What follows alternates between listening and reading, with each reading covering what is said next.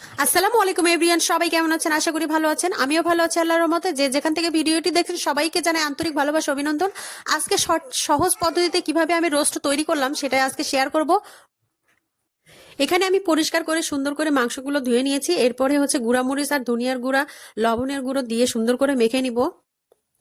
চটকিয়ে সুন্দর করে মেখে নিয়ে একটু রেস্টে রাখতে হবে।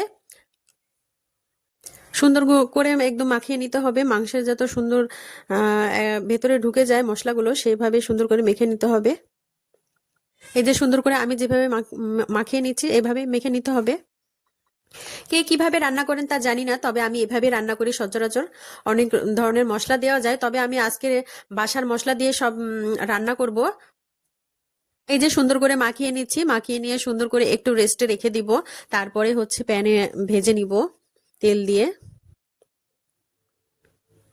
এখানে কড়াইয়ে তেল নিয়ে নিচ্ছি, এই যে প্যানে তেল নিয়ে নিচ্ছি, নিয়ে সুন্দর করে এগুলো ভেজে নিব।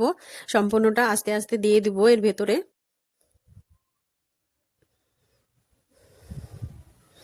এই যে সুন্দর করে এগুলো উল্টে পাল্টে ভেজে নিব।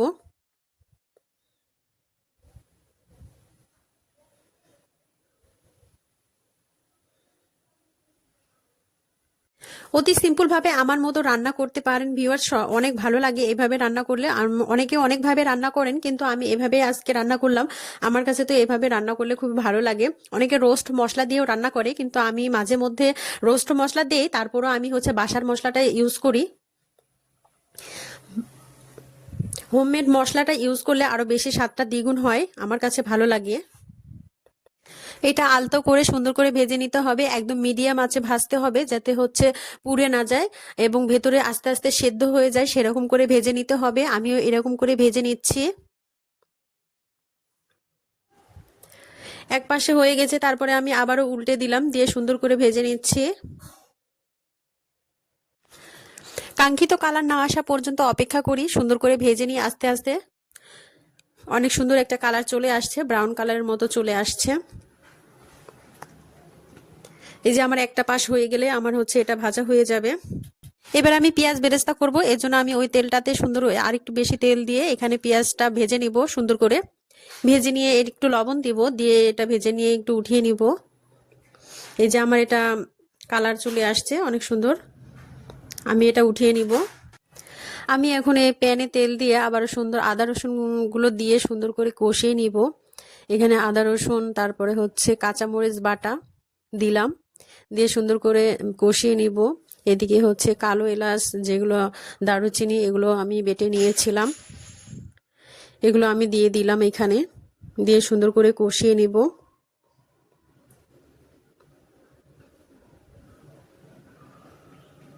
সামান্যতম পানি দিয়ে সুন্দর করে কষিয়ে নিচ্ছি।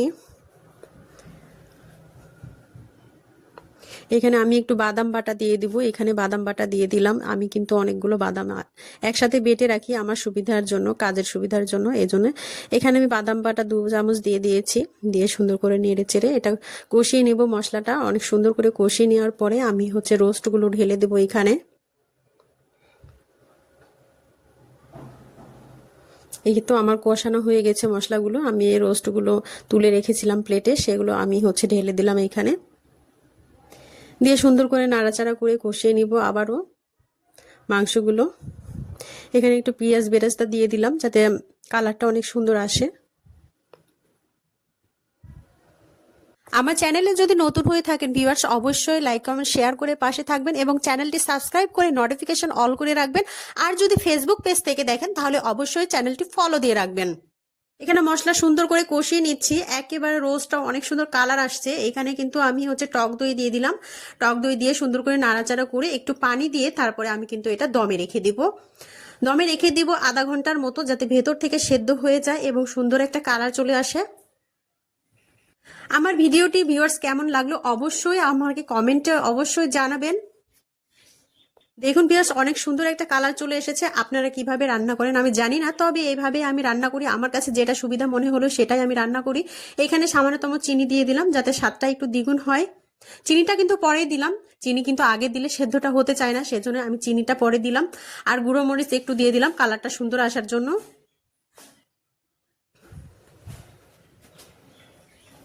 এই তো অনেক সুন্দর একটা কালার চলে আসছে। এখন কিন্তু আমি এটা ঢাকনা দিয়ে ঢেকে সুন্দর করে দমে রেখে দিব। কাঙ্ক্ষিত কালার না আসা পর্যন্ত দমে রেখে দিতে হবে এবং সুন্দর করে সেদ্ধ করে নিতে হবে আস্তে আস্তে জাল দিয়ে, মানে কি বেশি জাল দেওয়া যাবে না, মিডিয়াম আঁচে রাখতে হবে যাতে ভেতর থেকে এটা সুন্দর করে সিদ্ধ হয়ে যায়। এ তো অনেক সুন্দর একটা কালার চলে আসছে, কিন্তু রান্নার পরে আর কাঙ্ক্ষিত কালার আরো আসবে, তখন কিন্তু এটা নামিয়ে নিতে হবে। যারা নতুন আছেন অবশ্যই জানেন না এরকম করে রোস্ট রান্না, তারা কিন্তু অবশ্যই একটু দেখে নেবেন, তাদের জন্যই মূলত ভিডিওটা বানানো। এখানে হচ্ছে পেঁয়াজ বেরেস্তাটা আবারও দিয়ে দিলাম। কাঙ্ক্ষিত কালার আমার চলে এসেছে, এই যে অনেক সুন্দর একটা কালার চলে এসেছে, এটা এখন বেড়ে নিব আমি। এভাবে রান্না করলে কিন্তু মশলাটা আলাদা করে কিনতে হয় না, আমি কিন্তু বাসার মশলা দিয়ে সুন্দর করে রান্না করেছি। এটা কিন্তু বাইরের মশলা ছাড়াও কিন্তু রান্না করা যায়। বাসায় রেডিমিক্সড মশলা দিলে আসলে স্বাদটা একটু অন্যরকম লাগে, কিন্তু বাসার মশলার স্বাদটাও কিন্তু দ্বিগুণভাবে বেড়ে যায় এটা সুন্দর করে রান্না করলে। ভিউয়ার্স, আমার ভিডিওটি যদি ভালো লেগে থাকে অবশ্যই পাশে থাকবেন, লাইক কমেন্ট শেয়ার করে। সবাই ভালো থাকবেন, সুস্থ থাকবেন, আল্লাহ হাফেজ।